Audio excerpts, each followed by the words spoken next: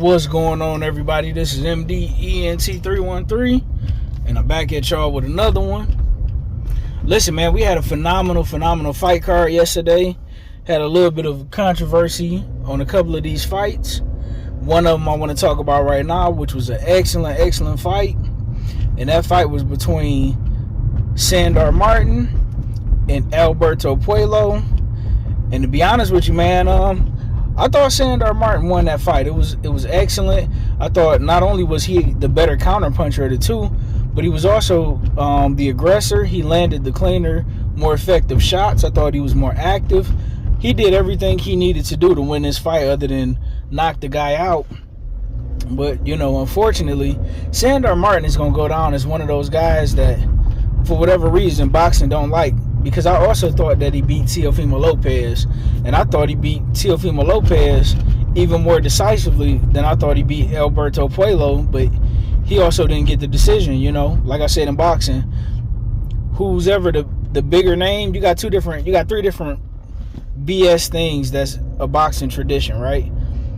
In Sandar Martin's case, he was a fighter from another network. You know, he's with Top Rank, and now they went from ESPN Plus to DAZN, coming over to PBC and Amazon Plus, taking on their champion. You know, with him being a fighter from another network, you have to do a lot to get a decision, right? Even though I think he rightfully won, it was a good, solid, competitive fight. I wouldn't say it was a close fight. It was competitive, but I had Sandar Martin winning 8-4. Another thing is you got to decisively beat the champion. So that's pretty much a guy going in up on you 2 to 3 rounds.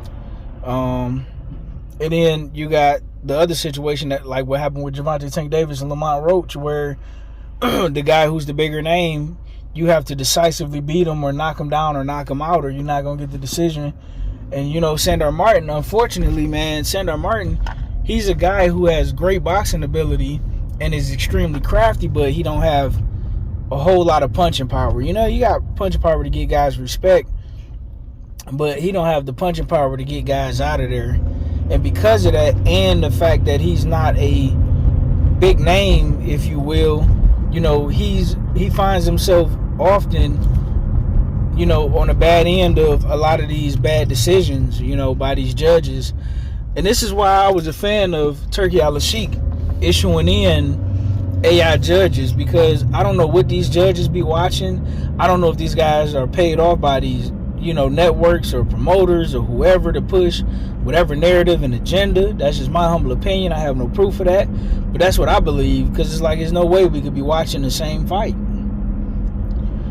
You know, that's the only logical conclusion I can come up with is, you know, your scorecards was just about ready before you went out there. So like I said, Sandar Martin, he boxed well, put his punches together well, his punch placement was sharp, and, you know, he knew when to attack the body.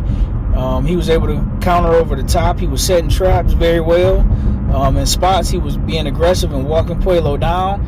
But his boxing ability, man, he stayed on his jab. He doubled up the jab. He did everything he needed to do to win this fight. He kept Alberto Puello at bay. And then when they would get in close range, you know, Sandar Martin would do a good job of tying up. But he would hit him a couple times to the body with that free arm, and then he'd hurry up, tie him up, and keep resetting him. And I thought it was a masterful game plan, you know. Just like I said, unfortunately, he was on the bad end of, you know, a decision, you know. And it sucks because I believe this was his second title shot. If he would have won, I'm pretty sure he would have called out Teofimo Lopez. I would have loved to have seen that rematch. But, you know, what can you do? Congratulations to Alberto Puello for getting a decision. It's not like, you know, he just got crushed. You know, he was competitive. He hurt Sandar Martin late to the body in the 10th round. Drastically slowed down Sandar Martin. He picked it up. Alberto Puello started kind of slow. Ended up picking it up in the middle to late rounds. Finally started to find his range. Started hurting Sandar Martin on the inside. Started countering over the top. You know, catching him with all type of hooks. I mean, listen, it was man. This whole card was phenomenal, man. Shout out to PBC and you know, Amazon. I mean, did a phenomenal job. But gotta congratulate Alberto Puello for getting a decision, even though I think Sandar Martin should have won it. That's my personal opinion. You guys let me know what you think in the comment section. Like, share, and subscribe. With that being said, I'm out. Peace.